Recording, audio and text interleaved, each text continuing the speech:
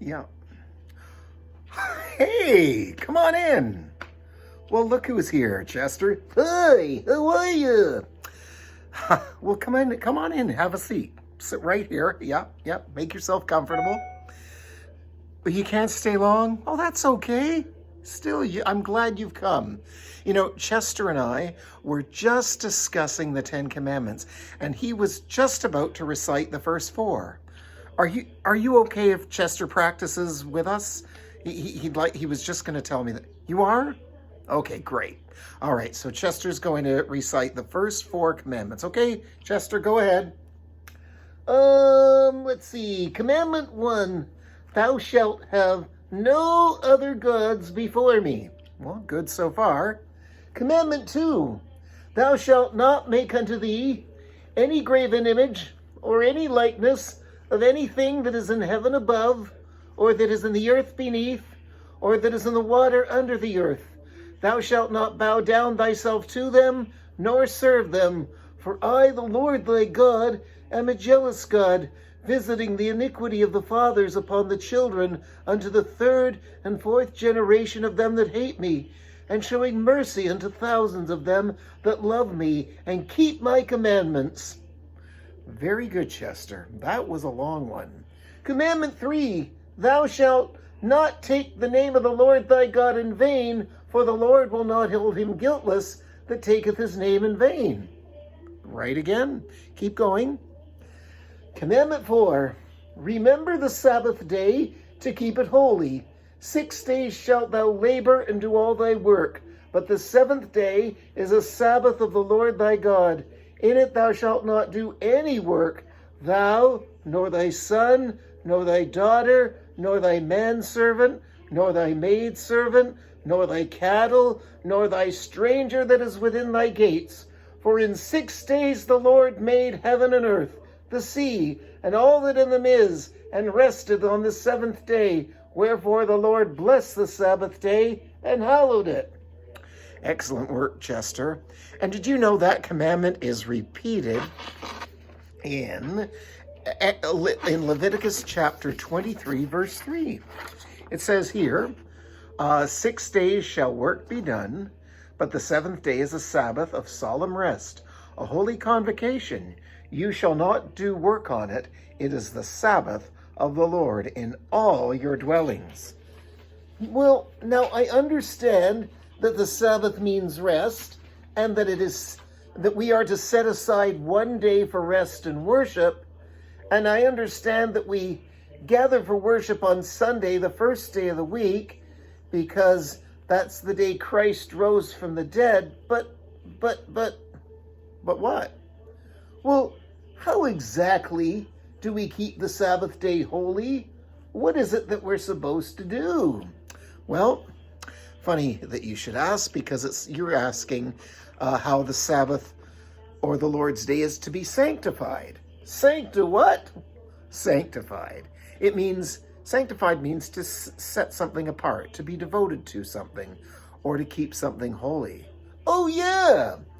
And that's our next question.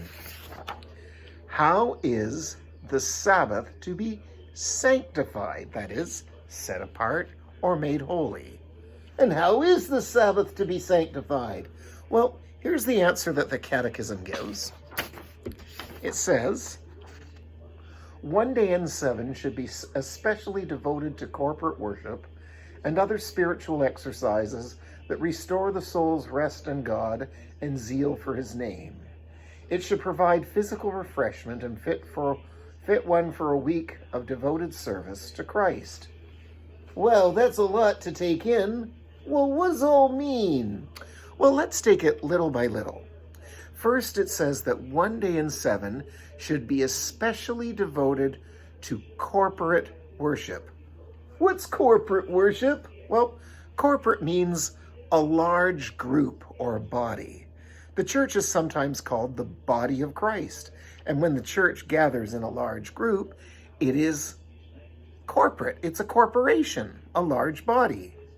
Does the Bible say that Christians are supposed to gather together in a large group? Oh, yes. It says in Hebrews chapter 10, verse 25. One moment, the pages are stuck together. There we are. It says that we are to be not neglecting to meet together, as is the habit of some. So some people don't meet together, but they should. So even in the Bible days, some people who said they were believers in Christ weren't meeting together, but it says not neglecting to meet together, as is the habit of some, but encouraging one another, and all the more as you see the day drawing near. So we're to gather together in the church, and when we gather, we are to encourage one another and strengthen each other, lift each other up. And we gather together in a large group for corporate worship. But, okay, so I know what corporate means, a large group, but what exactly is worship? Oh, well, worship is the expression of love and deep reverence and adoration for God. Okay, so one day in 7 should be especially devoted to corporate worship and other spiritual exercises. What are spiritual exercises? Well, we know what physical exercise is, don't we? Exercises that we do for our physical body, the body that we can see and feel. Oh yeah, it's the stuff we do in phys ed. Running, jumping, skipping, sit-ups, jumping jacks. Yeah, you've got it. Touching your toes, cycling, neck rotations, push-ups. Okay, I think you understand physical exercises. Playing soccer, baseball, cricket, ping pong, hockey. Okay, Chester, I know that you know what physical exercises is. Somersaulting, swimming, skating, boating. Chester, we've got it. Okay. Now, physical exercise is exercise that you do to strengthen your body. Spiritual exercise is exercise you do to strengthen your spirit or your soul. What kind of spiritual exercises are there? Well, we read the Bible, which is God's Word, and we meditate or think deeply about what we've read. We pray. We sing songs of praise to God.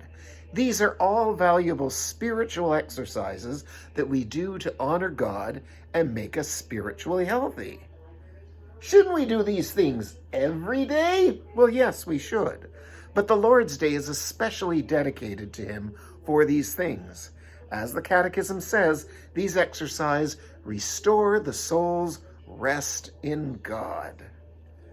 Restore the soul's rest in God? What's rest in God? Well, rest in God is the peace that God gives to the soul that is weary from all the toil and labor of the week. Jesus said in Matthew 11:28, "Come to me, all you who labor and are heavy laden." That means burdened down with lots of hard work. And Jesus says, "I will give you rest." Rest? He gives us rest? Yes, He does. Spiritual rest. You see, before we know the Lord, we are God's enemies. We're at enmity with God. But when we come to believe in Jesus as our Savior, there is now peace between us and God, reconciliation. And even after we become Christians, sometimes we get weary, and God gives us spiritual rest, especially when we dedicate the Lord's Day to Him. Okay, well, let's see if I've got this. One day in 7 should be specially devoted to corporate worship and other spiritual exercises that restore the soul's rest in God and zeal for His name. But what's zeal for His name? Well, zeal is great enthusiasm or energy devoted to someone or something. By attending worship service on the Lord's Day, our soul is restored and strengthened, and our zeal or enthusiasm for God is increased. By joining together with other believers and hearing the Word of God proclaimed by the preacher in the sermon, we get fired up with energy for the Lord and to serve Him. Cool. Okay. Well, let's see. 1 day in 7 should be especially devoted to corporate worship and other spiritual exercises that restore the soul's rest in God and zeal for his name. It should provide physical refreshment. Physical refreshment? Wait a second. I thought the Bible only cares about spiritual refreshment. Oh no, God cares about our bodies as well as our spirits. God cares about our whole person.